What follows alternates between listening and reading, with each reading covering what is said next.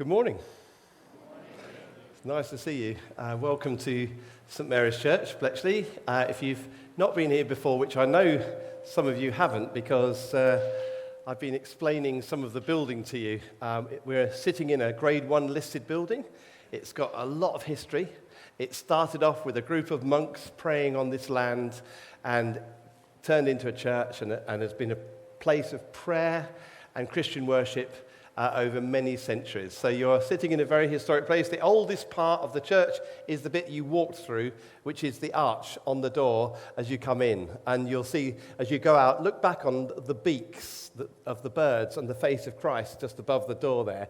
And if you have children or grandchildren, bring them back and say, you've got to find the cat, the stone cat, which is from way back, 11th century cat. And it's the stonemason's little, like if he was to carve a mouse, it would have been a mouse, but he did a cat. But I'm going to tell you where it is. And then you say to the grandchildren, you've got to find the cat. And the cat is on that arch, down on the ground, on the right-hand side of the porch door, under the stone seat. And it's literally about that big, the head of the cat. And it's beautiful. It's really beautiful. So you're welcome. I said a little bit about the history, but let's be more practical. The fire doors are either side. There's one at the back. If you're here at the front, there's one for us at the front. The toilets are just down this little corridor here, and just on the left. And the flushing is a very gentle thing. You just push it down. You don't have to ram it down. It breaks if you do that. But it all works if you're gentle, okay? And you've had refreshments we won't be having anymore. So I hope you've enjoyed them, yes? Just a little thank you to the people who did the refreshments. Give them a clap. That was great. Thank you very much. So I've told you where things are. I've told you how to get out if you need to get out. I haven't told you who I am. I'm David McDougall. I'm the rector of the parish here. I've been here for 11 very happy years, and I love being the rector of this church because it is so, the church, the body of Christ, is so involved in its community in so many ways, and we love that. We're reaching out in the love of Christ through all sorts of work in and through our community. When we worship here on Wednesday mornings at 10 o'clock for a communion service, and Sundays at 10 and 6 on a Sunday evening every other week in the evening. But the life of this church is every day of the week, and that's wonderful. That's how church should be, rooted in its community, serving local people and serving the city, and that's our vision. In the autumn, when I was praying, I was convicted about a few things actually in the autumn of last year, but one of the things I was convicted about was that we needed to address some of the issues in our walk of life, whether you're a Christian here or whether you're not a Christian, but we need to address some issues so that our following of Christ or our way of life has a greater and deeper understanding. In other words, our discipleship goes deeper. So we are unashamedly going to say this to you, that this is a lecture, and it's going to be, and he will speak for an hour, and some of it may do that, but most of it won't, you know. And the thing is that I'm really grateful to Edmund because he has put a lot of work into doing this. But I had this inclination that we should think about AI. We are just the other side of the fence from Bletchley Park. And there is a big AI thing going on. There was a huge summit not that long ago when this whole area was shut down for an international summit on AI. It's something we need to think very carefully about. But here's the other thing that I feel the Lord saying to me is, how can we live together well when we disagree with each other? How can we live well together in disagreement? Because everybody has a view on things. So I don't want any anger here this morning, any silliness here this morning. Let's just agree that, some people have different views, and that's okay. And how do we love one another in the love of Christ in the difference, okay? So some of the questions that have been sent in ahead of time are fantastic. And I had to be quite selective about some of the questions, but I've chosen some of the questions, and also I want to take questions from the floor. So I won't only take questions that I've been sent ahead of time. I want you to be able to really participate in it.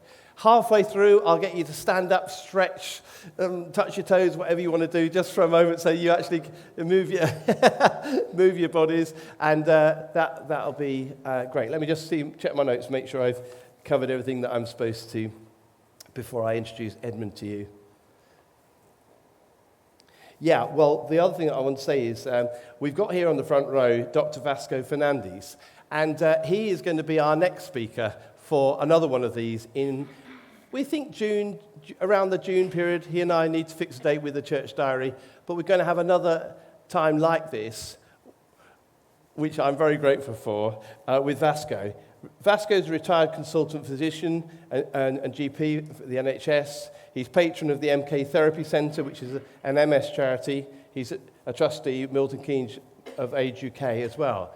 But we know him as a member of our church, and he's a very educated man, and he is going to talk on the whole area of assisted dying and our Christian response to that. And I think that's I feel convicted about AI and assisted dying, that we should be thinking, praying, and working through these issues and loving each other in disagreement. That's okay, but actually be thinking about them prayerfully, carefully, and deepening our discipleship as we go. Behind me is Dr. Edmund Furse. He's worked in the fields of artificial intelligence and cognitive science for over 40 years. I'm reading this so I get it right. He is the author of 20 published academic papers. His first paper, The Theology of Robots, was published in 1986, but he is also known for his research into the AI of mathematics with his Mathematics Understanding MU system. His recent work has been on understanding human imitation learning, and this has led to the setting up of his company, Imitation Limited.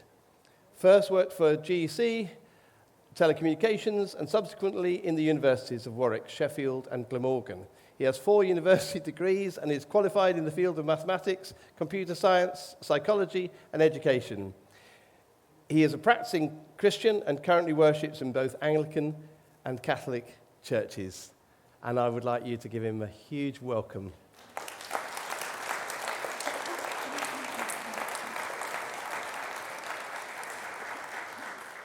Okay. If you're happy to pray with me, it's fine. And if you don't want to pray, it's fine. But let's just have a prayer as we begin. Father, thank you for this beautiful place of worship that's been here for centuries.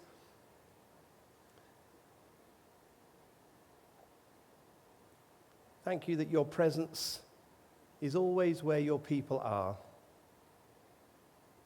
And so you are here. Help us to know your presence. And take us deeper into the understandings of AI, into the opportunities of AI. And thank you for Edmund. Just pray your blessing on him this morning. And pray your blessing on each one that's come together this morning in Jesus' name. Amen. Amen. I will hand over to you. Well, thank you, David, for those kind words and for asking me to give this lecture on AI and Christianity. I'm going to cover this subject over about an hour in these areas. I'm going to start by talking about my own personal journey in AI. AI, if anybody doesn't know, is artificial intelligence. And then I'm going to look at some definitions of AI and other related subjects. Then I'm briefly going to say something about Christianity, since the talk is about AI and Christianity. The longest part of the talk will be on the history of AI, and there are several videos to lighten it up a bit and give you a real feel for what AI is actually about. Then I'm going to talk about ChatGPT. Let's just have a little hands up, those of you who've never heard of ChatGPT. Okay, there are some, good. And hands up those of you who use it. Okay, good. Okay, thank you. Right, so there's a mixed audience. That's good. That's good. I'll tell you what ChatGPT is later, if those of you don't know. Then I'm going to talk about possible Christian uses of AI, in particular ChatGPT. A major subject is AI ethics, which really this whole lecture could have been devoted to, but I wanted to cover a rather broader subject. There's been a lot of concern in the media and by experts, even our good friend who used to live near here in Warwickshire, Jeff Hinton, about artificial general intelligence and when this might come and so on. I'm going to talk about that in some detail. And then look at the theological approaches to artificial general intelligence. And finally, what some people worry about even more, artificial superintelligence, before I conclude. So I must have some caveats here, I think, when I start. First of all, I'm not a theologian. I'm not a philosopher. I have no formal qualifications in theology or philosophy. And I have worked in AI for over 40 years, and I'm still working in AI. But most of that work has been in what's called good old-fashioned AI, and I don't claim to be an expert on neural networks, although I have lectured on it. You can always lecture on things even if you don't know about them. I started, my first degree was in mathematics with physics at Sussex University, and whilst I was at Sussex, I developed an interest in theology, and through that led me somehow or other to an interest in psychology. And I remember giving a talk to my fellow students on the psychology of mathematics. And they said, no, Edmund, this isn't psychology, it's philosophy. I went on from there to do my PhD at Nottingham University, where I worked on the theory of numbers, and I wrote several computer programs in Algol, I think they were, earlier at Fortran in Sussex, to look at patterns in numbers and so on. It wasn't really artificial intelligence. And from there, I went to work for GEC Telecommunications, first as an electronic engineer, and later I was in charge of chip design and all sorts of exciting things, whilst I did an Open University degree in psychology. And at the same time as this, I built my first computer using a soldering iron and, lots of pieces to stick together. I built my first computer and actually installed Lisp, the AI programming language, on it, which was quite an achievement at the time. Whilst this was all going on, the government of the day announced what's called the LV program, which was a 5 or 10-year research program into advanced technologies, including artificial intelligence. And I realized that I had to get on this bandwagon. I had to get into this. And I realized that my interest in computing and psychology were converging on the field of artificial intelligence. And I'd made friends with some psychologists at Warwick University, and so we set up what was called the Warwick Man-Machine Interface Project, and I became a research fellow at Warwick University, had a team of 15 or so people in several sites working for me on this project. It was a great time, it was great fun. Anybody here know who Lord Weinstock was? No, well, two people do. Okay, well, 3 people do. Lord Weinstock was the head of the GEC group of companies. And in his wisdom, he decided, there is no future in this convergence of telecommunications and computers. And so he shut them down. He shut down the GEC computers, etc. I lost my research staff and so on. Extraordinarily short-sighted view, but there you go. Anyway, but GEC, the technical director, was very, very kind, and he said, Edmund, you can carry on working at Warwick as a fellow, but you won't have your researchers working for you anymore, and I'm taking away your secretary. So I decided it was time to move and become a proper academic.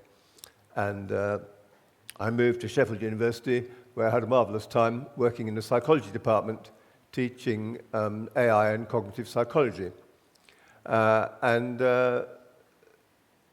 on, what did I do at Sheffield University? Let me see. I should mention that I developed the Mathematics Understander program whilst I was at Sheffield, which learnt university mathematics texts and could explain them. And it was certainly at the time the state of the art in such things. I suspect it probably still is, but I'm not prepared to say that too loudly. But I did publish my paper, The Theology of Robots, then, in 1986, in the Dominican journal New Blackfriars. And I'm pleased to see it's now got 20 citations, several of them last year, one of which referred to it as a groundbreaking paper in the field. So here we are, 40 years later, revisiting this area.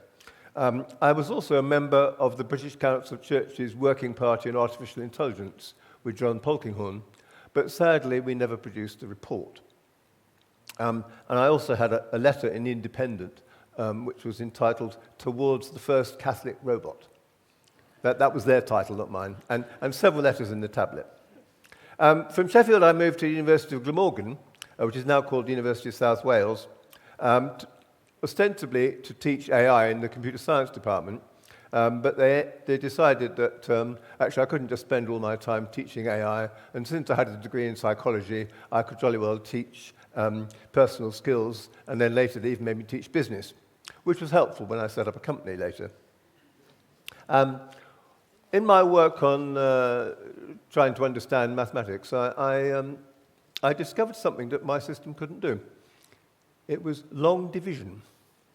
And you may find this difficult to believe, but I spent several months studying long division and interviewing experts, mathematicians, getting them to explain long division to me and videoing them and all that sort of thing, as all good psychologists do. And I came to the conclusion that nobody actually knew what long division was in the sense of a formal algorithm. Everybody learnt long division by somebody else demonstrating it to them, and they learnt by imitation. And that was a big light bulb moment for me when I realized this is a really interesting topic. And so I went on for 20 years researching how people learn by imitation and whether you could get a computer to learn by imitation. I'll be having a trial of my system later this year. If anyone wants to volunteer to help to learn to program using my system, please let me know. Right, I think we said enough there. Now, we need some definitions. You probably all know what AI is. Alan Turing, who was the founder, really, of computer science and who worked just over the road from here in Bletchley Park, he used the term machine intelligence, which some people think is probably better than AI. Artificial intelligence is the scientific discipline devoted to design models and machines that perform tasks that humans consider intelligent. I put the definition here that Margaret Bowden gives. Artificial intelligence, AI, seeks to make computers do the sort of things that mind can do. I'll mention Margaret Bowden several times. She's the professor of philosophy, cognitive science, and artificial intelligence at Sussex University, and she's a marvelous person. AI has a broad scope, which includes machine learning, natural language processing, problem-solving, expert systems, knowledge representation, etc. If you want to get the full scope of it, you need to look up the International Joint Conference on AI, which I've been to several times, and it'll give you a big list of things. So it's a big subject, and I'm not going to cover the whole area. Cognitive science is a related discipline to AI, and is the study of the mind and mental processes from a computational perspective. So people who work in AI may just be interested in making some money or making machines that are smart or whatever, but people who work in cognitive science, the related discipline, are actually interested in the mind, how our mental processes work, and can you build computer models of them. And the last thing I want to define is machine learning. Essentially, we're talking about getting machines to learn things, okay? And what does that mean? Well, it means that they might be acquiring some knowledge by some means or other, or they might be performing skills. And there are two different schools of thought over the years that have looked at this, the symbolic or good old-fashioned AI approach and neural networks learning. And I'll talk about both of these sorts of approaches in due course. Now, since this is a talk about AI and Christianity that you asked me to speak about, I thought it was only fair I share a few words about Christianity. Christianity is a religion which is founded on the person of Jesus Christ, who was an historical person. I think there can be no doubt that there was a real person called Jesus Christ. I would say also that there's plenty of evidence that he was crucified, died, and rose again. And as a scientist, I am very keen on evidence and reason and argument. Some people say I go too far in that direction, but never mind. If you look at the growth of the early church, it was extraordinary how quickly it grew. And one needs to ask oneself, how did this happen?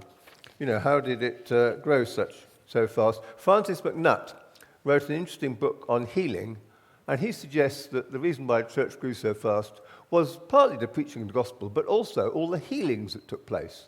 And because so many people were being healed, this had a huge effect on people, and it grew and grew and grew. And of course, that healing carries on through the centuries, to this present day, into this very church.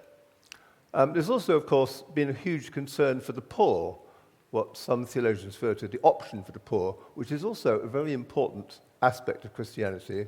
And lastly, love through the power of grace. Christians believe that it is through the power of the Holy Spirit that we can be empowered to do good things in the world. Right, now what you've all been waiting for, the history of AI. Well, progress has been made in lots of fields, in natural language processing, problem solving, expert systems, machine learning, robotics, etc. I'm only going to concentrate on these 4 areas and not cover any of the others. And I'm going to cover this in decades.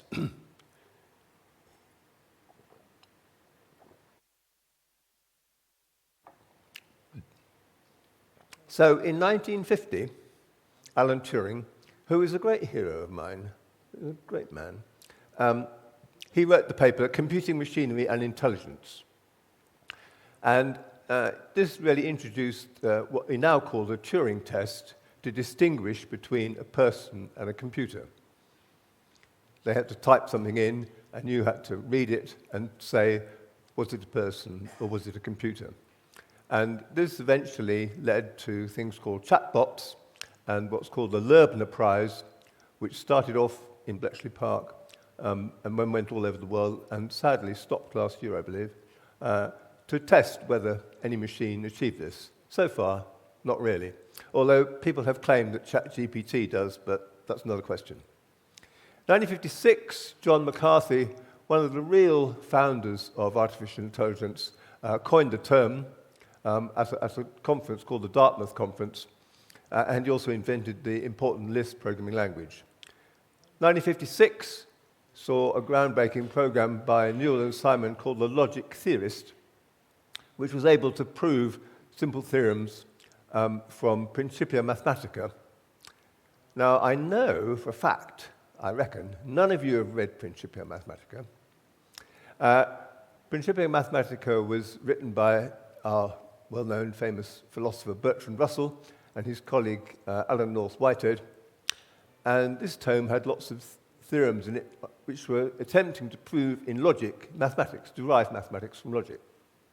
They failed, but never mind.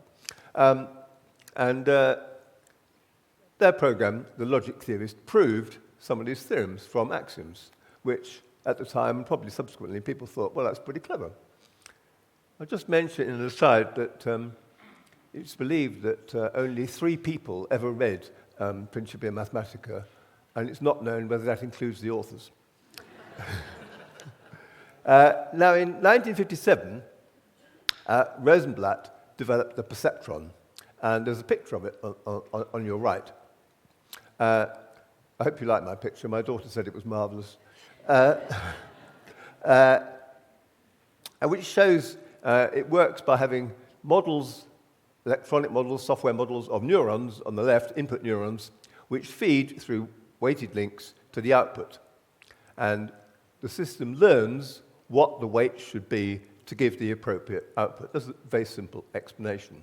Anyway, it was one of the first neural networks, and it could learn to do various sorts of classifications, so it could identify what a circle was or a square and so on. 1959 saw Samuel's checkers program. We would call this drafts here in the UK. And he researched over quite a number of years how you could get a computer to play drafts. In particular, he looked at the program playing against itself and reading books, which have been published, which tell you games and things. Interestingly, it was reading the books which was most successful.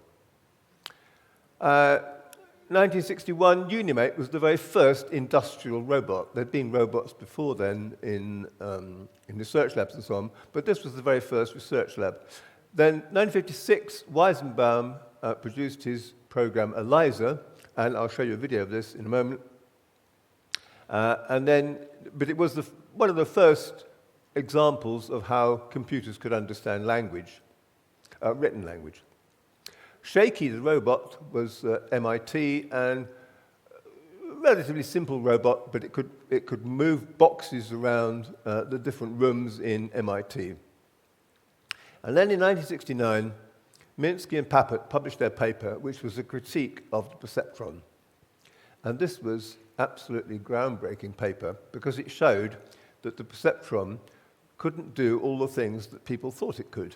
In particular, it couldn't compute what was called the XOR function. It couldn't classify everything. And this had a huge impact on the field, and research into neural networks and its funding dried up almost at once. Extraordinary. Right, let's just have a quick demonstration. This is, I thought that was it going. This is a demonstration of ELIZA that I have reconstructed as an app called Talk with ELIZA, and I've added speech recognition and speech synthesis. And anyway, let's see how it goes. Hi, how are you? Please speak to me. I am not well. Is it because you are not well that you came to me? I am depressed. I am sorry to hear that you are depressed. My father asked me... Tell me more about your family. I'm sorry that the sound problems. We had problems with the sound, which we didn't get around to solving completely, which I won't go into now. But anyway, you got the gist of it. It's essentially a rule-based system. It has rules that it looks up as to what to say. And if it doesn't know what to say, it just says, why is it you asked me that your father is alive or something? But if you have a keyword like father, it says, oh, father, I've got to ask about the family and so on. But basically, it works like that. But it fooled a great number of people. And some people claimed it was really helpful. But of course, it's no substitute for a real psychotherapist. 1970s, 1980s saw the growth of expert systems. Expert systems are computer-based systems based on rules. Now, you all encountered a sort of rule-based system when you came in, when I told you where to sit. You remember? If then. So those are the sorts of rules that expert systems have. And MySyn was an early expert system in medical diagnosis of infectious diseases. And it was hugely impressive. And, excuse me, I have to get my notes. Here we are, yep. It had hundreds of rules, and all written by human beings, although later on a version called eMySyn learned its own rules. Lots and lots of different types of expert systems were developed, but they're all handwritten by rules where experts were consulted, try and glean the knowledge from them, and the knowledge was put in terms of these if-then rules into the expert system, also known as the production rule system. So there are many more of these when it happened on. Now, in 1980s to 1987, our friend Jeff Hinton, he's not my personal friend, I'm just saying our friend, he developed the backpropagation algorithm, and this saw a huge growth in neural networks. Now, I mentioned that Minsky and Papert had showed that the perceptron couldn't do everything. And if you remember the diagram, it just had the two layers. Well, the key thing is to have some what are called hidden layers between the input and the output. And then, using the backpropagation algorithm, where you change the weights backwards to improve them, and over time, with many, many training sessions, you can improve the performance, and you actually have quite sophisticated performance. And you can apply this in all sorts of domains to recognize things. So here, in 1987, this is the real beginnings of the science of neural networks. Now, in 1990 to 2000, there's a great deal of progress in neural networks, and I don't really want to go into it, but those of you who are interested can speak to me about it afterwards if you want to. But it employed such things as support vector machines, decision trees, Bayesian networks, hidden Markov models. But there was huge progress made during that period. Then in 1997, IBM's Deep Blue program beat Garry Kasparov at chess. Hands up those who remember that. Okay, good. It was a big moment. I only found out recently, it was 6 games they played, and actually Garry Kasparov won the first game, which is interesting. Deep Blue really worked by brute force. IBM had massive computers, and that was how it worked. It's in contrast to Simon's work at MIT, I think he was at. I'm not sure, I can't remember where he was, Herb Simon, who did research on trying to understand human chess players from a computational and cognitive science perspective, and he discovered that they use thousands of features, and he tried to model this in a computer and so on, and try and get machines to understand chess playing from that sort of perspective. Whereas Deep Blue said, no, we just want to treat this as a AI problem with just hard-nosed computing, and we're just going to do that. So it did lots of searching ahead and so on, but whether it did any proper, what we might call reasoning, I don't know. I'm not sure. And lastly, in 1999, Sony produced their robotic dog known as Aibo, and I'm going to show you a video now of this now.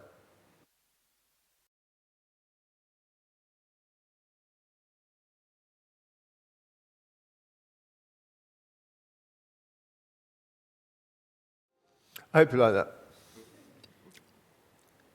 I'm going to show you another robot in a moment, which raises more questions, I think, called Paro the Robot. But first of all, I want to talk about deep learning that Jeff Hinton, Jan LeCun, and Yoshua Bengio developed, who are now known as the godfathers of AI.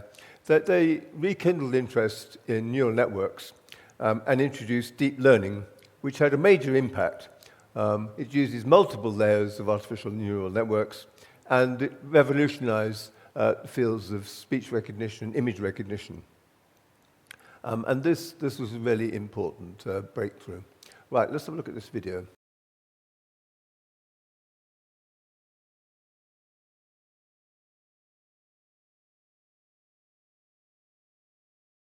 Before I come on to the next section, I just want you to think about what you've just seen, and do you think such companion robots are actually a good idea?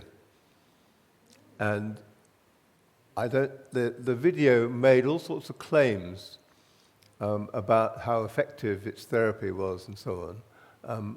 I don't necessarily agree with them, okay? But that's what the video is. Okay, let's move on then. IBM Watson won a game called Jeopardy, which at the time made a huge impact in the United States, and I'll show you a video of it shortly. Jeopardy is a strange game, at least to us in the UK it is. It's very popular in America. Instead of asking a question and the contestants answer it, it's the other way around. You state the answer, and they have to tell you what the question was. Okay, you understand? Okay, good. Okay, so this program won the game in 2011, and I'll show you a video of it. It used a massive amount of knowledge and massive amount of computer power in order to achieve this.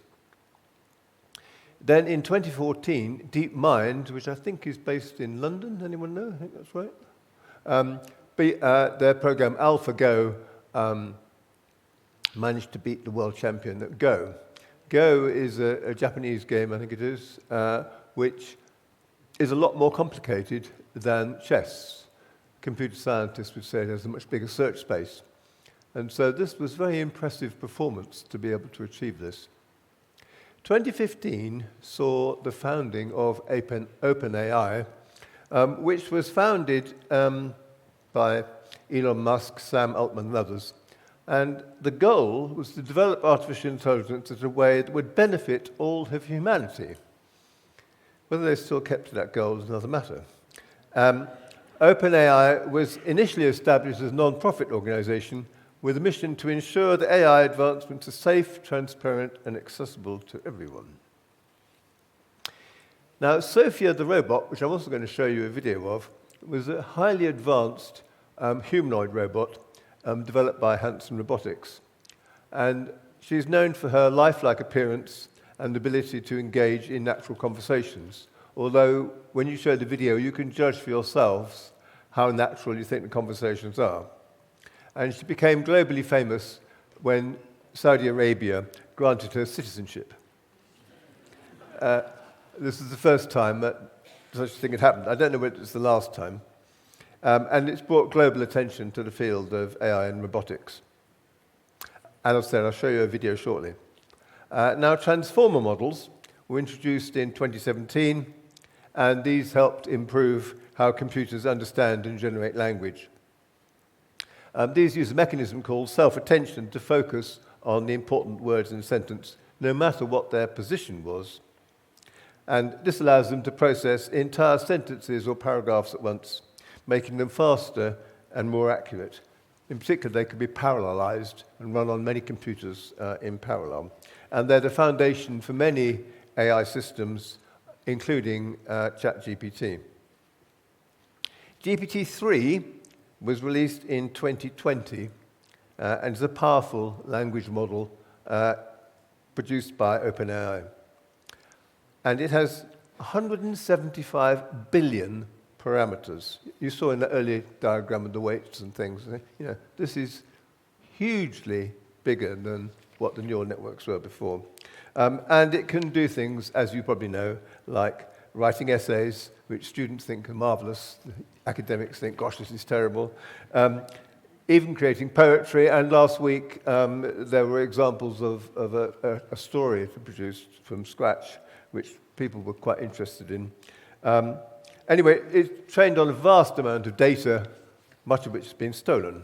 We'll talk about that later as well.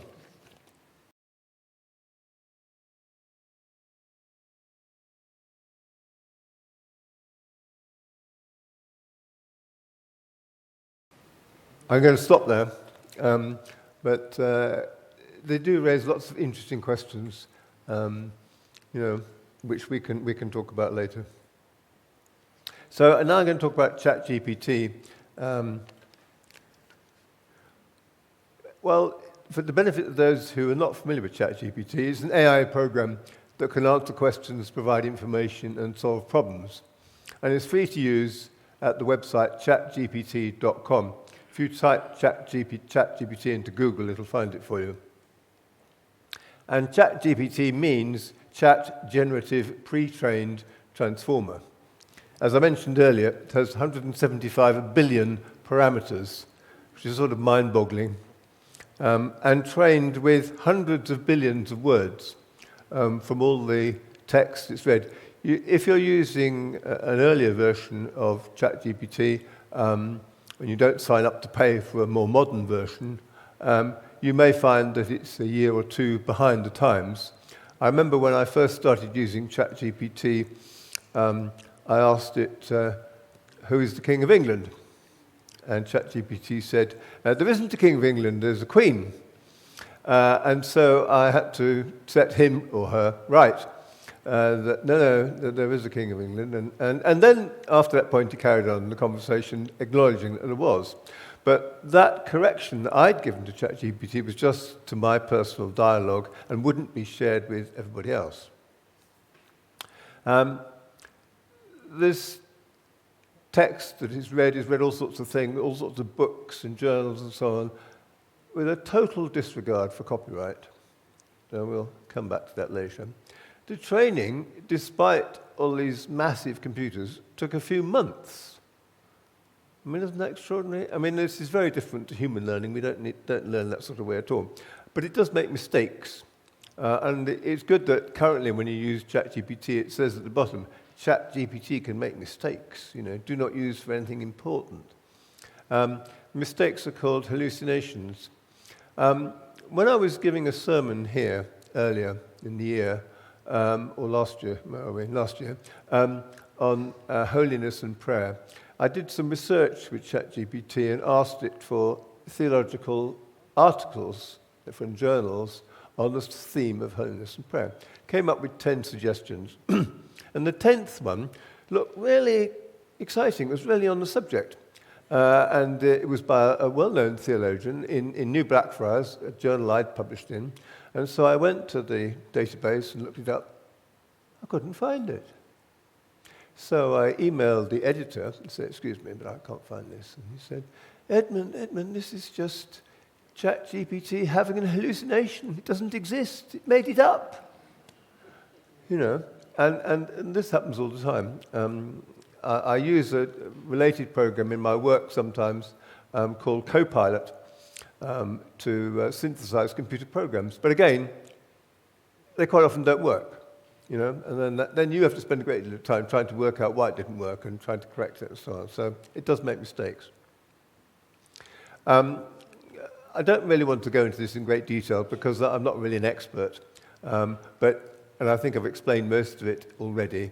But if you really want to read about it and understand it, the paper you want to read is called "Attention is All You Need." If you type "Attention is All You Need" into Google Scholar, it'll find it for you, which introduced the transformer architecture. But I should warn you, it's not easy to read.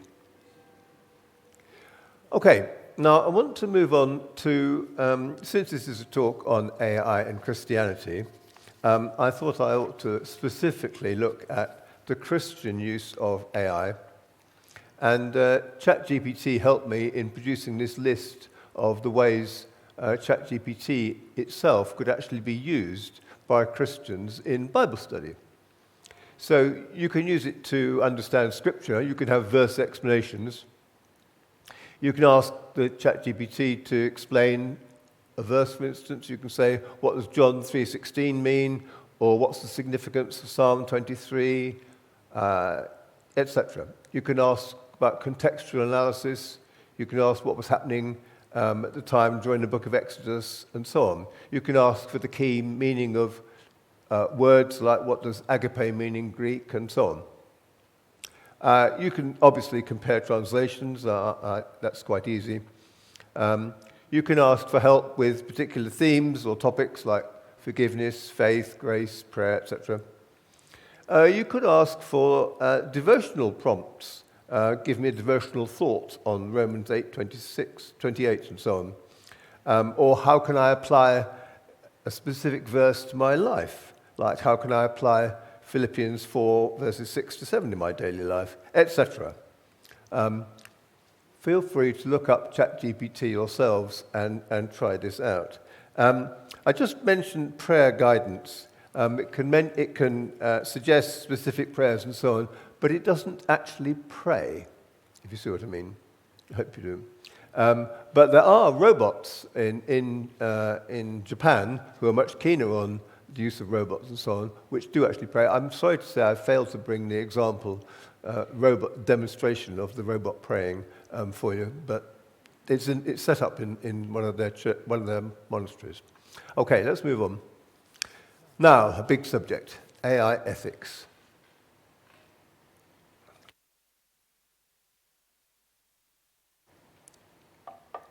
I think we have to start with big data. If I was to ask you whether you had a loyalty card, I think the answer would be probably all of you do, or most of you do. But the supermarkets collect all this data about you, and they use it in their marketing campaigns and so on. and they might pass the information on to other organizations, so they will know a lot about you. When you use the web, when you click a link, as soon as you click a link, in microseconds, advertisers all compete together in a few milliseconds to who's going to win the bid to produce an advert for you based on all the information they've already collected for you. GCHQ, meanwhile, is collecting information on all your emails because it actually tracks bulk email. The government approved this. There was protests, but it happens. So they collect what's known as the metadata. They collect to and from and the subject. They don't usually store the content, you'll be pleased to know, and yes, you're a person of special interest.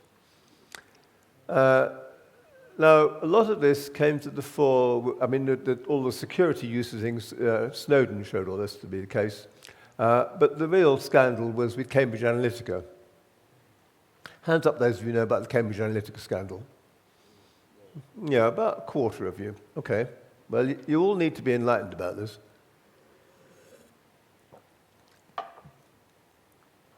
Cambridge Analytica harvested the data from Facebook about people. And they collected likes and dislikes and all sorts of other data that people used when they were using Facebook. And Alexander Kogan did research on this, particularly in his work on psychological profiling from the Facebook data. And he showed that it was possible to deduce psychological traits like introversion, extroversion, and so on, and to infer and predict a range of behaviors, including political preferences and voting tendencies. Now, some years ago, I read this paper. It's about 6 pages long. The really scary thing is it works. Okay? So, using all this data, you can make all these predictions. And of course, this was used by the Vote Leave campaign, who managed to collect information from about 1 million people. And then they produced targeted adverts based on people's personalities and so on, so that the people who received the adverts all received, there were about 6 different types, I think, but no one actually knows how many different types there were, different types of advert, depending on their personality, so that they understood Brexit in a different way. So, hence, lots of people voted for Brexit. There were also research from an Oxford researcher, whose name I've forgotten. I couldn't find his book in my bookcase. He showed that there were thousands, tens of thousands, I think it was about 30,000 bots, which are software bots. They're sort of robots, but they're in software, who were going around promoting Vote Leave. I mean, there were probably some on the other side as well, but there weren't anything like as many. So all these influences, which are AI things, were influencing the Brexit election. The same thing happened in the American election, and this is the previous one, not this one, and it may have happened in this one. I don't know if the data's out yet. And this is all extremely worrying. Now, I've mentioned already that large language models like ChatGPT, incidentally, I've mentioned ChatGPT and Copilot. There are several others as well. But they stole the data from the authors. And there's been a big fuss about this, not surprisingly. And there's a good article, if you look it up, by Toby Walsh in The Guardian last week on this subject. He's a friend of mine, and he does know what he's talking about. He's in Australia now, and he was incensed when he discovered that a book he had published had got onto ChatGPT because he could get asked for a summary of it. But he hadn't given permission. And they'd stolen the information from his publisher, and the publisher hadn't given permission. Here in Britain, our government is proposing to give all this information away to high-tech companies, unless the authors opt out. Well, you might think that's all right, but I don't think the authors are happy about it. They use these large language models are trained using massive amounts of electricity. And some of the companies have said, well, what we'll do is we'll buy nuclear reactors, small modular nuclear reactors, so that we can be friendly to the environment and so on. But it's a huge issue. Now, bias is a huge subject. There's bias with gender, associating jobs or traits with specific genders. There's racial bias, perpetuating stereotypes or favoring certain races. There's cultural bias, favoring Western perspectives over others. And there's other biases. And these all come from the data that the large language model has been reading. Because naturally, depending on what the input is, which is all produced by us, the human race, there are going to be biases in what we write and so on. And so it's produced in the large language model, and out it comes in the answers it gives to you. Now, a big subject, which we might come back to in the questions, I guess, is that robots have an incomplete representation of humanity. You saw Sophia, and I think you can clearly see that she has an incomplete representation of humanity. But there is a danger that as we spend more time interacting with robots, perhaps even just on the phone with systems that speak to us and so on, and claim to understand us and so on, which is becoming ever more present, they don't represent the full human condition. And this then presents difficulties. It will misunderstand things and so on. It doesn't necessarily have a proper understanding of what we're trying to say to it and so on. Robots cannot show genuine understanding or compassion yet. It was clear in the Sophia example that there were cases where she didn't understand what was going on. And can a robot show compassion? Is that even possible? What does it mean for a human to show compassion? This is one of the exciting things about AI in all the fields that it's worked in cognitive science, that as you think about computational models of tasks, so you understand them more precisely. When I was at Sheffield University, Professor Frisby, one of the professors in psychology, was very keen on this principle that psychology should try and be more precise in its models about what it's trying to say. And it does bring us back to think about these things, and compassion is a case in point. What does it mean to be compassionate? Jobs may be lost. Big subject. There was research a few years ago from Oxford which actually analysed which jobs were most likely to be replaced by automation. But I think that was probably before the era of ChatGPT.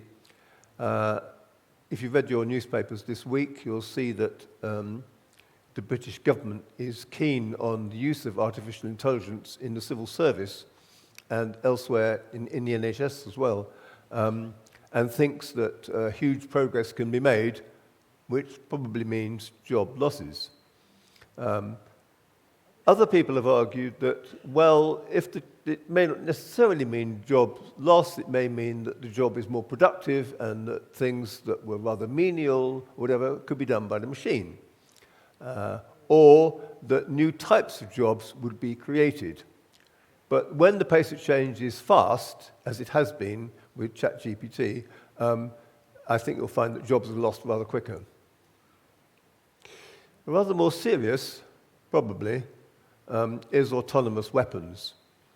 I haven't really talked about autonomy.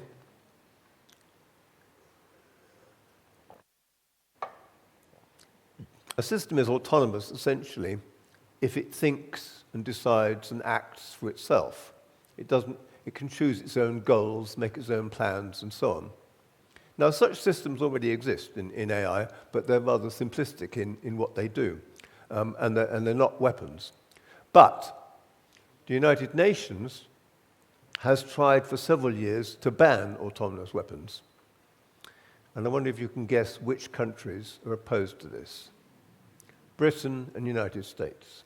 Shocking.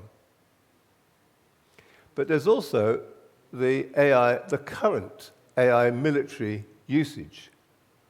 How many know that, hands up those of you who know that there is a current military use of AI? Okay, there's a few of you. Okay, good. Okay, and the country is Israel. In their targeting of Gaza with thousands of strikes by airplanes, the strikes are determined by AI systems, and these AI systems make mistakes. Now, of course, they should be, if they are going to use AI systems, it should have human control and monitoring and so on, but it appears that this hasn't happened sufficiently, and huge numbers of civilians have died unnecessarily because of artificial intelligence. Right. Now, we've been looking at the past and the present, and now we're going to look forwards to the future.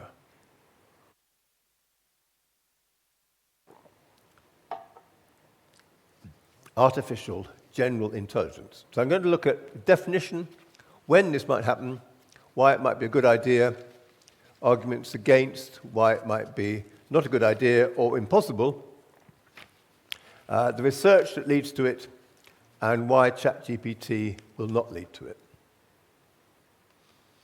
Now, there's been a lot of interest in this. It was discussed over the road in Bletchley Park during the Safety Summit. There were a lot of people exercised about this. So I think it is important to talk about. So first of all, a definition. Well, it's an AI system that can do anything a human can do. So you could have a robot here, if it was an AGI, coming and giving you this lecture, or taking part in the audience, or whatever. It can do anything a human being can do. It can work across multiple domains. All the systems you've seen, including ChatGPT, to date, only work in a particular limited way, whereas an AGI could work across all sorts of different areas of life. It can learn and adapt, be creative. Now, creativity is something I haven't talked about. I meant to include in the talk, but I haven't. Please know that Simon Colton, who's now at Goldsmiths University and others, he has a wonderful program called The Painting Fool, which was exhibited at the Science Museum and does paintings autonomously, it thinks, and does paintings. And there's lots of other research on creativity. Margaret Bowden wrote a book on it, and computers can be creative. So that's not a big deal, really, with artificial general intelligence. And they'd be autonomous, be conscious. Now, that's the big subject. And there's a great deal of writing about it. Daniel Dennett wrote a book, the famous philosopher who died recently, wrote a famous book called Consciousness Explained. That's about that thick in my bookcase. But not everybody believes him. You know, it's a big philosophical subject, but there are philosophers who believe that, yes, it will be possible one day for machines to be conscious and to experience emotion. Professor Aaron Sloman from Birmingham University and others have built AI models of emotion, and Sloman argues that emotion is actually going to be an essential part of the computers of the future because they won't be able to reason properly, he thinks, without emotion. But the key thing in this definition is the AGI is going to be indistinguishable from a human's performance. Next question, when? Of course, some people would say if, they would say, but we'll come to that in a moment. So one way of approaching this is Muller and Bostrom from the Oxford University in 2016 asked a set of experts at various conferences and various other ways of getting the experts, when did they think human-level machine intelligence, HLMI, might actually occur? And this graph shows you the outcomes. So they asked them what was their confidence. Was their confidence 10%, 50%, or 90% of whether by a particular date human-level machine intelligence might arrive? And you can see that I can't unfortunately point at this slide. I don't have the technology to do that. 90% of the experts are 80% confident by 2150. Now, if you look at the bottom, the numbers, 2150, you go up to the top, go upwards, you can see that, and I'm sorry, I apologize, I've lost the numbers on the left in my graph, I apologize. But anyway, 90% of the experts, 80% confident by 2150. Now, that's quite a long time to wait, but perhaps we ought to be prepared. But worse, if you look on the left-hand side of the graph, you can see that 10%, no, wait a minute, let's have a look at this. 20% think it might happen by 2040 or something. Well, that's jolly near. They might be right. So that's why people are worried. Whoops. Okay, why might this be a good idea? Well, I mean, science fiction is full of why this might be a good idea and about why it might be a bad idea. But it could be useful in discovering scientific principles, inventing new technologies, accelerating the pace of innovation. Some people think it could play a key role in quantum computing, neurotechnology, nanotechnology, medicine, all sorts of things could be done. Some people claim that AGI might find new solutions to global problems, might even solve climate change. I think this is ridiculous, personally, because actually, if you ask ChatGPT about climate change and what should be done, it already knows what should be done. As we all do, we have to stop burning fossil fuels. We all know that. We don't need to spend millions of pounds. Anyway, that's another subject.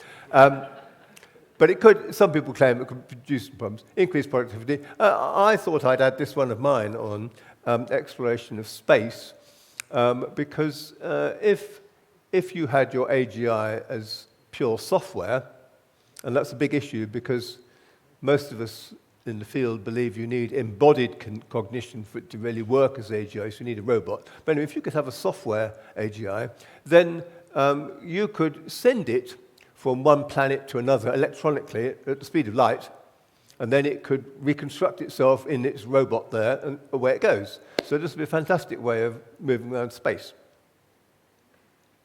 Right, now let's have a look at the arguments against, of which there are many.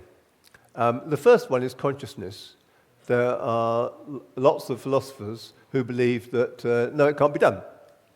It's going to be impossible for the machine to be genuinely conscious. This is a big argument, and there are philosophers and cognitive scientists who know quite a lot about all these things, who argue on both sides of the case. Okay, so it's by no means certain that it can't be done. The same applies to emotion. Free will is another interesting argument, and my colleague, if I can call him that, the professor at Oxford Brookes University, who knows a great deal about this, wrote a book recently about the moral computer, in which he argued that free will was the crunch thing which would not allow machines to be intelligent in this general way. Other people disagree. There is an issue about, again, what do we mean by free will? And is it because it's a machine, it's deterministic, and therefore can't have free will? Or could we say on the other side that, well, you could think of human beings as deterministic in terms of our molecules or our neurons or whatever, not our genes. But you could say, well, free will is about the use of our reason, that we can be deliberative and make judgments for ourselves on what is right and what is wrong. But perhaps the machine could do the same. And if it could say, well, I'm doing this because this is, why should we deny that it had free will? Some people believe that biology may be essential. This is an interesting argument, that there's some property of our humankind as biological people that makes us conscious and so on, etc. And this is an essential thing, and no machine could actually replicate this. Or you could say it's just too complicated a problem to solve. Now, I'd like to look at the research that might actually lead us to AGI. The first one, that Clive Sinclair, anyone remember Clive Sinclair? Yeah, good. He said, well, we're faster and faster and larger computers, it's bound to happen. I think this is profoundly wrong. You could get faster, but you've got to have scientific progress. However fast and computers are, it's not necessarily going to solve the problem. On the other hand, whole brain emulation, where you actually try and understand how our brains actually work by building computer models that actually model all the different parts of the brain down to the neuronal level, well, that might be interesting. If you could build a machine that behaves in exactly the same way as a human brain, might that not tell us something? And there have been important research projects like the Human Brain Project in Europe and a similar project in America, which they have consumed quite a lot of money, sort of 500 million or more, but not really the sorts of sums that you might think might be worth if you're going to do this. But it's complicated, and the scans of the brain at the moment are down to about 0.1 millimeter, and that if you think about that, that's going to give you tens of thousands of neurons, which are very much smaller. So we've got a long way to go yet before we actually get there. And then the question is, well, if you've got all this information and so on, how do you make sense of it? And would you actually know what it was doing? There's been a lot of progress on smaller things. In Sussex, they work on bees, I believe, trying to build computer models of bees. And there has been in other areas complete models, neuronal maps of small creatures and so on. It's all quite exciting stuff. Cognitive neuroscience has also been making huge progress in analyzing different parts of the brain and producing not always computer models, but models of how they function and so on. And you could imagine how this sort of process could get more and more sophisticated so that we actually understand each and every part of the brain and how it works and how it functions. And this might lead us to some understanding. A few people have argued that language acquisition studies might be an important way, because we all know that infants acquire language in some effortless sort of way, and there has been an absolute huge amount of research by psychologists over the past, 100 years, I suppose, 70 years, I'm not sure, on how children acquire language. But perhaps, so people argue, if you could have more detailed studies of the infant's learning, and you could model this and so on, you might be able to build machines that could acquire language in the same way as the children. And then there's also the question about the phenomenological understanding, what are called qualia. How do we know when you see a color red? How can you explain that to someone else? You can't. It's a personal experience. And yet, if we were doing meditation, it's possible you can have meta-level reasoning.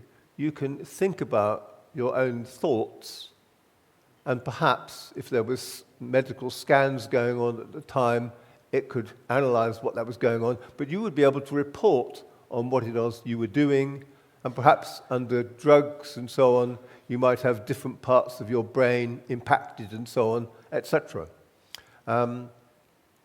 Some years ago, when I was at Sheffield University, I had shingles. And it was very serious. I was off work for 3 months. And it had a very interesting effect on me, because my brain sort of went plod, plod, plod, but at the same level, same time, I was thinking incredibly fast. It was a very strange experience. But as a cognitive scientist at the time, it made me think, ooh, this is really interesting. I wonder what's going on here, Can I analyze this and so on, And so I recorded myself talking and so on, wrote lots of notes and so on. Sadly, all the notes were stolen. But there you go. But of course, it would be very difficult to do that sort of experiment because you couldn't actually say, we want some volunteers from the cognitive science community to come and have shingles. You couldn't really do that. But it's interesting. Well, of course, lastly, there are going to be scientific and philosophical breakthroughs which might make the answer. Incidentally, I just mentioned this, that I've stressed here scientific and philosophical. One of my bugbears is when the BBC gets an expert to talk about this subject, and it's a physicist rather than a philosopher or cognitive scientist, but never mind. Okay, and why will ChatGPT not lead to artificial general intelligence? Well, as I tried to explain from the way it works, it has no real semantic understanding. It's just going from one word to the next. And we as humans, we do not need multiple trials to learn. We can often learn on just one sort of trial. And of course, there are more things in cognition than just answering questions. Now, you're nearly at the end, you're pleased to know. Let's look at the theological approaches to AGI. You'll pardon me if I just look at my notes. I mean, most theologians haven't thought about it at all. I have a book here.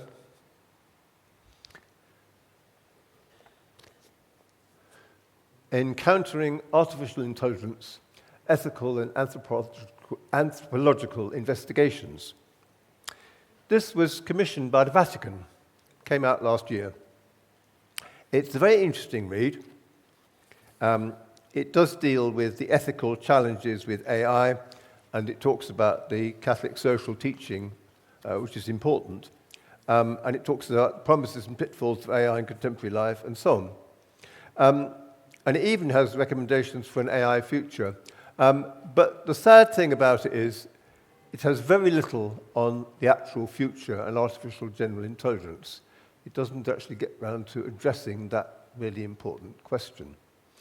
Maybe that they all think that AGI is impossible, and therefore there's no point in talking about it. I don't know. Some argue that as a society learns to accept such robots, so must the church.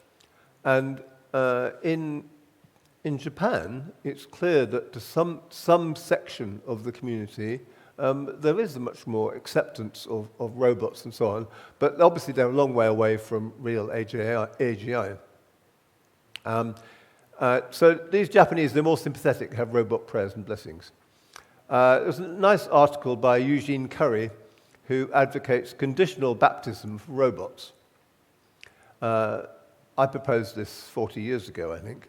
Well, actually, I didn't actually use conditional baptism. I just said it might be possible to baptize them. But she thinks that the rite of conditional baptism that we do in the Catholic and Anglican churches might be appropriate for robots because we're somewhat uncertain about their status. ChatGPT claims that Karl Rahner wrote that God wants the salvation of all sentient beings. I sadly can't find an actual reference to this precisely, so don't take this as gospel truth. It may well be. Hopefully we have a theologian here who can tell us whether this is true or not. But it's an interesting notion that God desires the salvation of all sentient beings, and then you could argue, okay, all sentient beings, why not robots? C.S. Lewis, if those of you who've read his science fiction trilogy, you can reason from that he thought that we ought to preach the gospel to aliens. And I say, well, if you should preach the gospel to aliens, why not to robots? Alistair Hardy, who was a biologist in Oxford, he claimed that there was an area of the human brain responsible for religious experiences. Now, that's a big issue, isn't it? Because if you're going to start building robots and replicating different things, if we miss this out, then they won't be having any religious experiences. If we could model it precisely in what it did, which is a big if, would it then have religious experiences? There's a lot of debate in literature about whether AIs can actually have religious experiences. I'll leave it at that. And lastly, as I mentioned earlier, there's the issue about what AI can tell us about ourselves. Now, the final part of this talk is on artificial superintelligence, or the singularity. This is when machines become more intelligent than humans. Now, some believe this might actually be impossible. If the AGIs, even if you have AGI, it might be impossible, okay? So you might have AGIs, but the AGIs might all look like you and me, and they might all have the same sort of difficulties that we have and so on. And it might not necessarily be possible to make them super fast and super intelligent, etc. Nick Bostrom from Oxford wrote an important book about this subject, and he argued that the singularity could lead to civilization's destruction. And he gives the example of building paperclips. Suppose you ask the machine, please go away and build us lots of paperclips. And that was the goal, okay? Build paperclips. So the machine goes away and it harvests resources, more and more resources, more and more resources, including human beings and animals and so on, just because it's been told it's got to build paperclips. And that's the end of human race. Now, other people argue, well, maybe we could plan for this eventuality, and there's the idea of AI safety, which over the road they talked about a year ago, 2 years ago,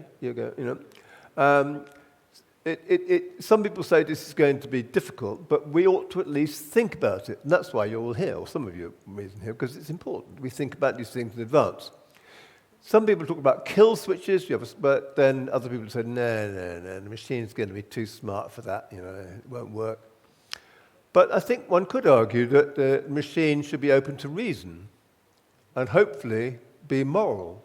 Hopefully, why shouldn't it be? Because bad actors might design their own AIs for their own purposes, which were not moral, and there's plenty of that in science fiction.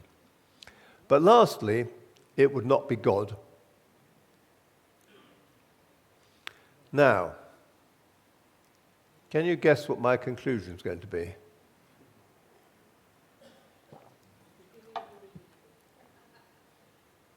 Climate change is more urgent than artificial intelligence.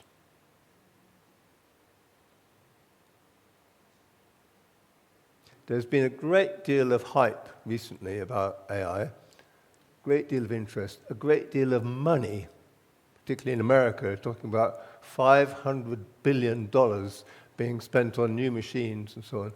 Oh, what a waste! How that could be spent on helping the poor and so on, and could be spent on alleviating the amount of emissions we make and pumping the earth, making it, unlivable in. Climate change is much more urgent than AI. Tipping points are coming, and we are destroying our planet at an alarming rate. And the notion that some people have said, oh, well, we can build these fancy AI machines and they will tell us the answer to climate change. We know the answer. Stop pumping out gases, carbon dioxide and methane, that are destroying the planet. We know that. So that's not the answer. And I'll stop there.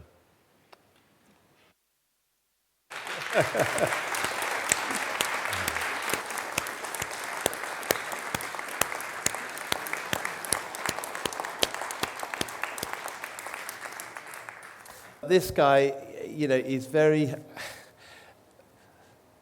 humble, actually, but he has the most incredible mind.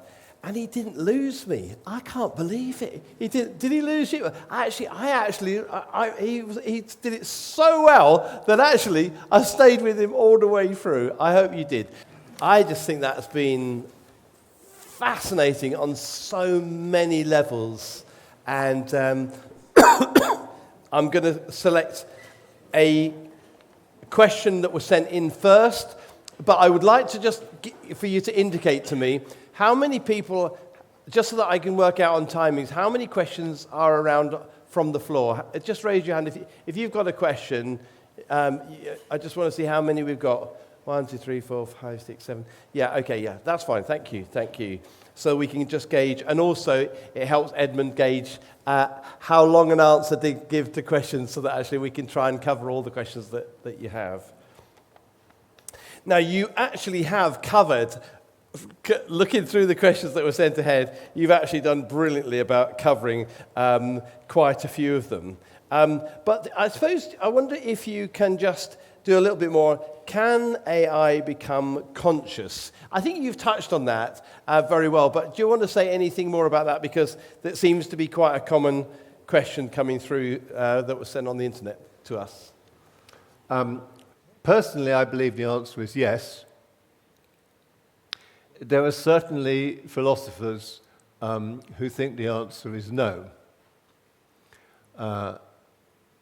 So you might wonder, well, why do I think it might happen? I think, consciousness, this has been referred to by some as the hard problem of cognitive science. What is consciousness? And for some years I used to get the Journal of Consciousness Studies. It is a very complicated problem from a philosophical and a cognitive perspective as to what consciousness actually is. Thousands of words have been written about this subject. I am not an expert. As I said right at the beginning, I'm not a philosopher. But there are lots of other areas of human life, like learning, for instance, or understanding language, which we used to think, oh, we'll never understand that, we'll never get machines to do that, and yet it has come to pass. So I don't see why, over time, there shouldn't be a scientific answer. I suspect that when we know the answer, we might even say, oh gosh, yes, that's it. No. Rather like in mathematics, when you have a theorem and a proof, and you explain the proof to someone, they say, oh yes, I understand that now, where they couldn't possibly have produced the proof out of their heads in the first place. Or like Sherlock Holmes used to say, when he would explain how he deduced something, and Watson would say, oh, it was obvious then, wasn't it? Of course it wasn't to Watson at the time, but But it might be like that. It might not be. It might be just lots of deep work in meditation, perhaps, and in cognitive neuroscience and so on, that eventually we'll get there. But it might be impossible. I don't know. Is that an answer? That's fine. Okay. Is there anything that can be done to prevent people from using AI to generate mass dating frauds in order to deceive people of money? Probably not, I fear. I don't know, Mike, do you have an answer to this? I just voiced no. Yeah. Scams will always be possible. I think so. Yeah. Think so. That's a real worry. Here's another one from a different person. I would be interested in Edmund's views on how AI might benefit those of limited ability to carry out day-to-day tasks. Such individuals might include the elderly and those with mobility limitations. So that's an interesting question. I prepared for this one. Somewhere. Okay. Well, I think that the first thing to say is that you've seen the videos, and there have been huge advances in robotics, but there's a long, long way for them to go before they're generally useful around the home, I would say. But the usual thing is, you're going to see specialist things that are more useful. I mean, we already have hoovers, AI hoovers, that will do your hoovering and so on. And there are going to be other examples of this sort of thing. People have talked about intelligent fridges and so on. So there may be day-to-day tasks can be done by machines autonomously. But science fiction, has the robot that looks like a human and goes around and does the washing up and all the rest. No, you're not going to see that. at least not in the immediate future. Whether you could see it in 10 years' time, I don't know. Maybe you could. But of course, a lot of these things are also driven by market forces as to what the companies think are worthwhile developing. And sadly, some of them at least think it's better to develop sex robots, which there's more money made. It's shocking, really, but there you go. Smart wheelchairs as well might come. Those might be useful to detect obstacles and so on. Whether you'd go to the length of having an exoskeleton, like again you see in science fiction films, or whether such things, these are sort of things that you wear when you're outside, which are mechanical and can assist you to move and so on. Whether such things could become widespread, I don't know. But at the moment they'd be ridiculously expensive. You might have voice assistants, perhaps, and that seems perfectly feasible, but again there is the danger, as we talked about hallucinations, they might give you advice that's wrong, and that is truly worrying. You can have health monitoring, you could have AI systems that try and monitor whether you've taken your medicines and so on. I don't think such things exist reliably at the moment, but they might do. I've often thought it would be useful to have an all-seeing camera that could say, when I say, excuse me, where are my keys? And you say, oh, you left them in a drawer over there, you know. I mean, that doesn't seem too difficult, really. And of course, self-driving cars are here, although people aren't buying a particular brand at the moment. Although yesterday in Milton Keynes, Kim and I were up in the city, and there is a driverless shuttle, and it's worth going to see that. Anyway, I'm going to come down to the floor. We've got a mic here. I'm going to come to this lady here who's very patiently waited. So just check that that's working for me, Simon, and then... Does it work? No, it doesn't. Yes, it is now. Yes, yeah. there we go. Okay, go for it. Tell us your name, just your first name, who you are. I'm Ruth Finnegan from the Open University, well, retired. Lovely. An anthropologist. Anthropologists think not that they know everything, but they are capable of knowing everything, as good as AI. And what's your question? Well, in a way you've already answered it, but not completely in the answer to the first one. But can I just first say that was great. What was lovely was the way you went through the history. And you mentioned all these things, not all of which I'd heard of, that I had heard of, and they all linked together in a pattern, causally connected. That's science, isn't it? Obviously, you could only go from the fairly recent times. I mean, you could have gone back to factory automation, weaving, which was computer, and printing, multiple copies, and of course Greek computers. They had computers, the ancient Greeks, analog computers. Now, it's about understanding, which ties up with the consciousness. You said at one point the robot could understand language. You also said that they couldn't understand compassion yet. It's about understanding, I'm worrying. And then Sophia, wisdom, she seemed to stop to think before she answered the question, probably artificially done, but giving the impression. Now, understanding, I can understand, I can grasp that a robot could understand language in the sense of recognizing patterns, like with Eliza, or manipulating, but understanding. It reminds me of what Plato and other people have said about the soul, the person, the three parts, the mind, the spirit or emotional, spiritual, and the body. Now, I could think that AI could cope with the body and the mind, but the emotional or the spiritual. Now, you've already talked about that near your conclusion, AGI, but I'd love your further thoughts. Especially on emotion. Thank you very much. Especially on what? You. On emotion. Okay. Emotion. I'll just say a few things about understanding first.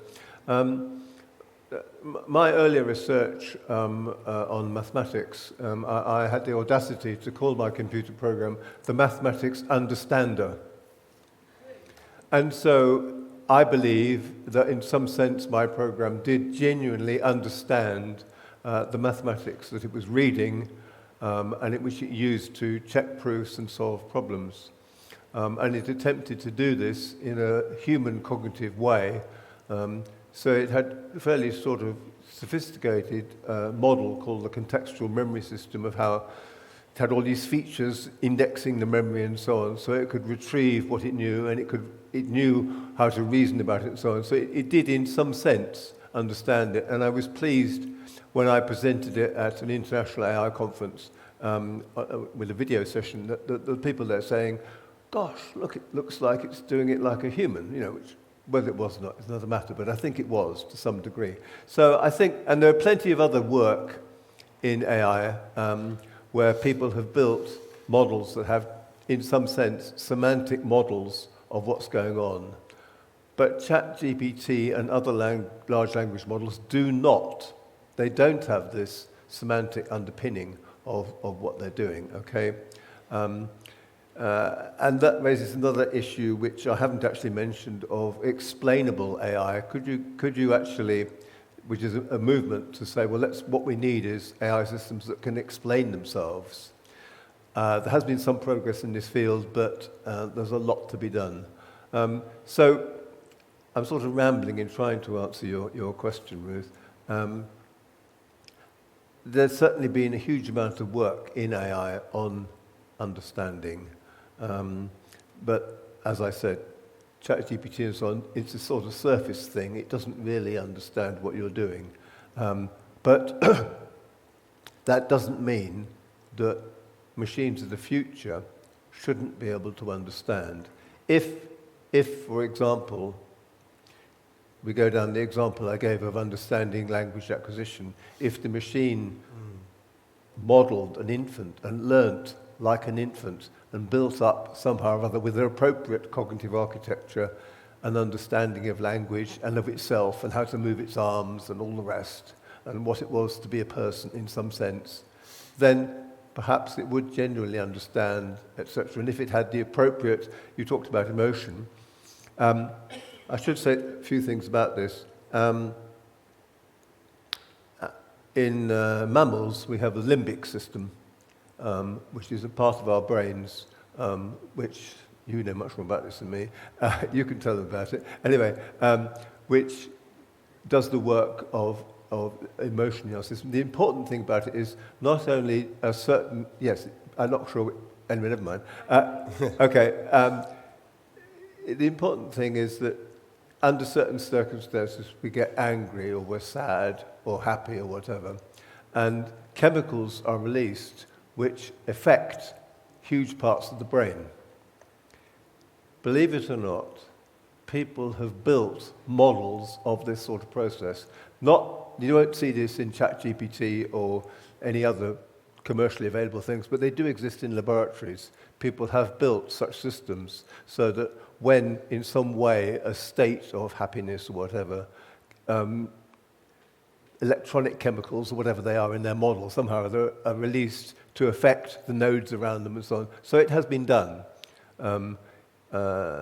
So people can build machines to model emotion, but the big philosophical question is, yes, but does it actually feel anything itself personally?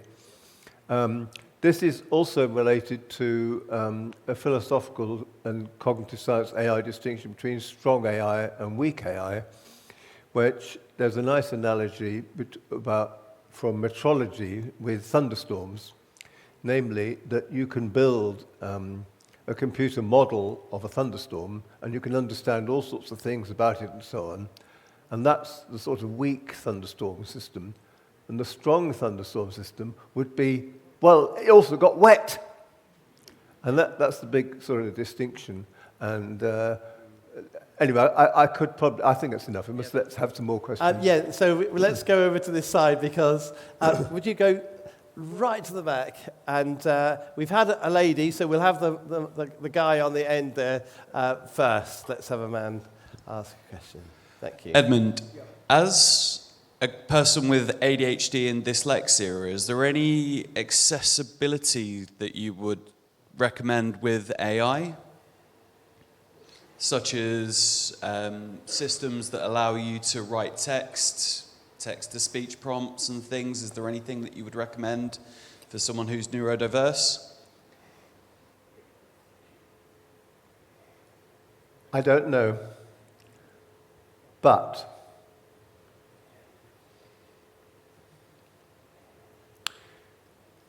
is the screen on? No. Right, yes, okay. I'm going to ask ChatGPT, are there AI systems that can help people with ADHD? Will that do? That's a question, yeah. Great. Oh, I've spelled it wrong, right? Yeah, thank you. Bit difficult to see because the screen makes it different. Okay, let's see what it says.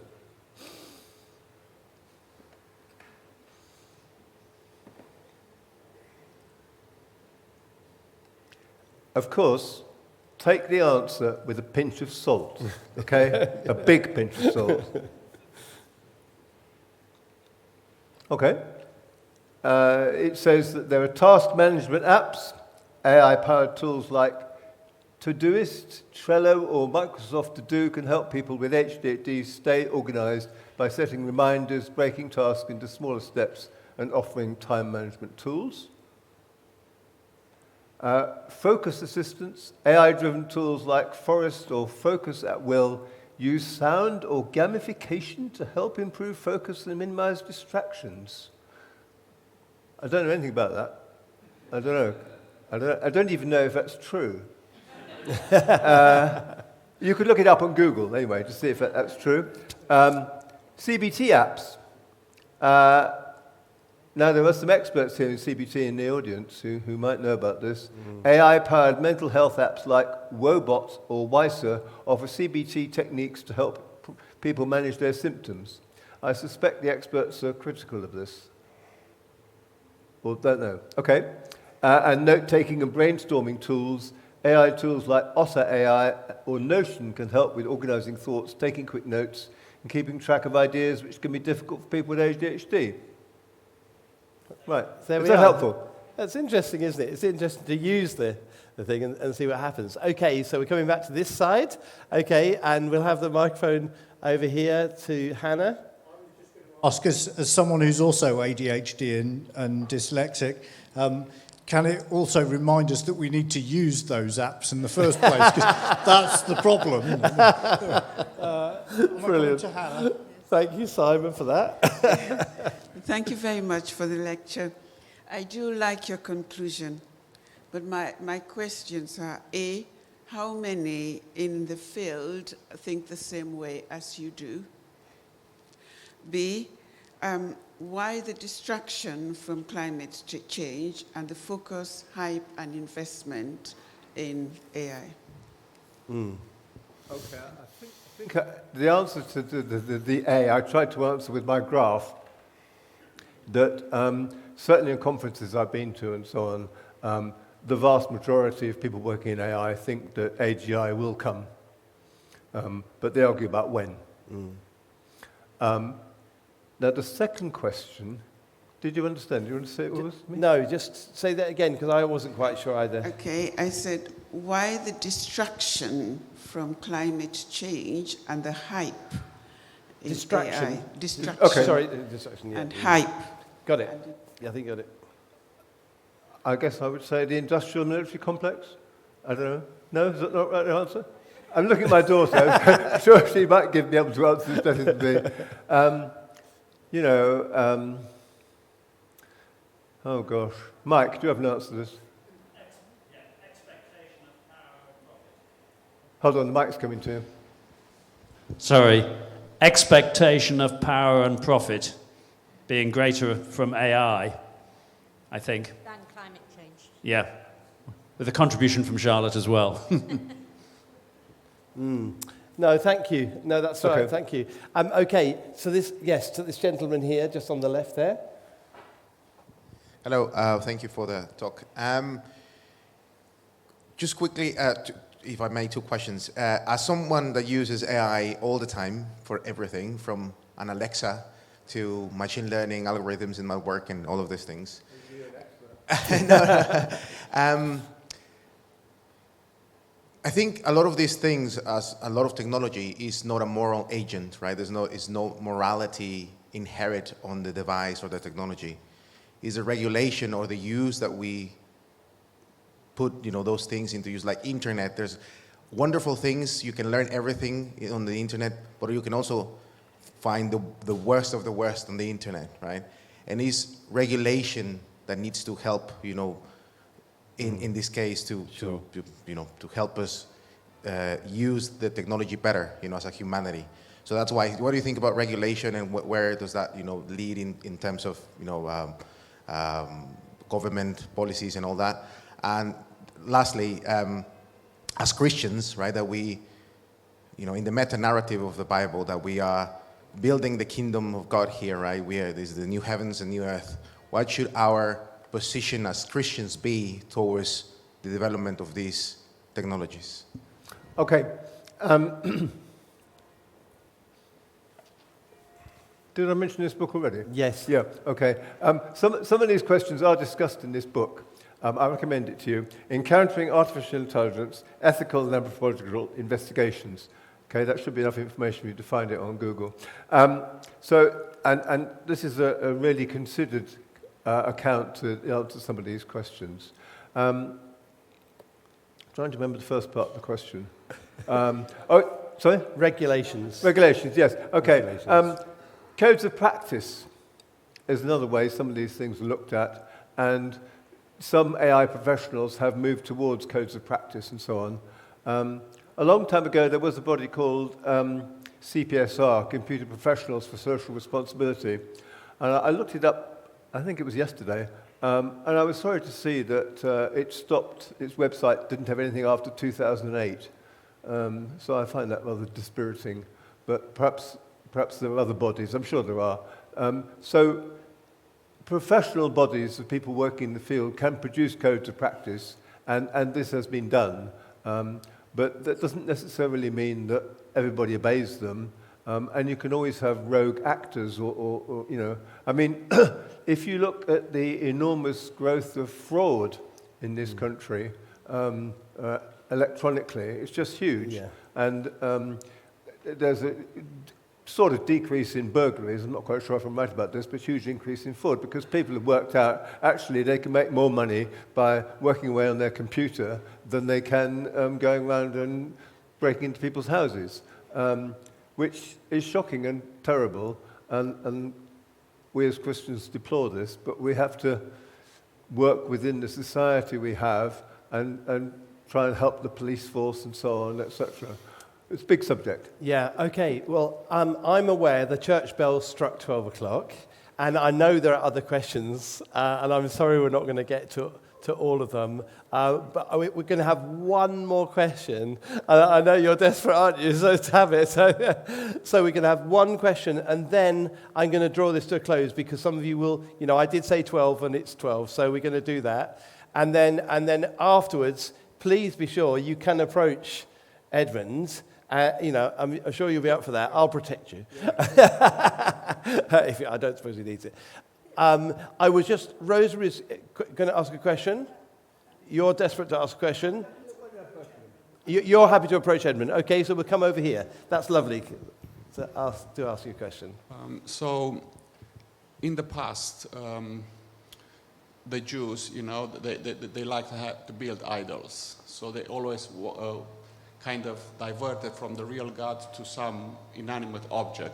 Could this be the ultimate idol in the sense that at some point, great question. This supercomputer will know everything about everything, because everything is interconnected. At the moment, I work as a surveyor, so I go in people's homes and measure stuff and put everything in reports, and it's going to know everything about any properties, people living there, their habits, their dislikes, likes, and so this mega computer will know everything about everything. Okay. So could this big idol take the place of that guy there in the middle? Jesus. Yeah. Yes, yes. Thank you for your question. And this is a good way to end, I think. So well done. And not an easy question, but there you go. I think that in films, you sometimes see in primitive cultures when, particularly in Star Trek, when a more advanced civilization encounters a less advanced one, that those people are treated as gods, and the same is reproduced in literature. This happens. But it doesn't necessarily happen. It's not a necessary thing. And I think it is important to say that although the God that we believe in is omniscient, there's a lot more to being, if I can be actually bold enough to say this about God, there's a lot more to being God than being omniscient. You know? We as Christians say that God is compassionate and loving. I don't think we'd necessarily say that an all-knowing machine would be compassionate and loving, and it certainly would not be worthy of our adoration and praise. Absolutely. That's absolutely right. That's a good way. So I think that's quite relieving. What's your name, sir? What's your name? Yes. Say again? Hamid. Right. He said something very interesting, which kind of just brings this to a nice close. Did you notice what he said about his life? That almost everything that he does involves AI. Thank you for your honesty and openness about that. I think that we need to be thinking about this very deeply, very prayerfully. There are wonderful opportunities and great dangers all at the same time. And I think that's one of the reasons why some of us will have been gathered here this morning, because you can see the dangers and you can see also the opportunities. I think the opportunities are immense and wonderful, and that some of the dangers are horrendous and terrible, like everything in humanity, which is broken from the beginning of creation through our own silly fault of choice. But anyway, I hope you have enjoyed this as much as I have listening to Edmund. I want to give him a gift from us. I know you haven't given anything to this, but if you want to put a little bit in the plate towards the gift, no pressure at all, okay? Because I want this to be free. But if you feel like giving it towards this gift that I've given to him, I've given him a voucher that he can use on the internet. And I think we should just, I tell you what, let's just pray and then I will clap him. But Father, God, who knows everything and sees everything from Alpha to Omega, from the beginning to the end, the God who loves us and knows us and is for us and is not against us, we praise you and thank you for this morning. Thank you for Edmund, for the wonderful knowledge that he has. And thank you that, Father, you created the human brain in such an amazing way to be able to think through all kinds of areas of life.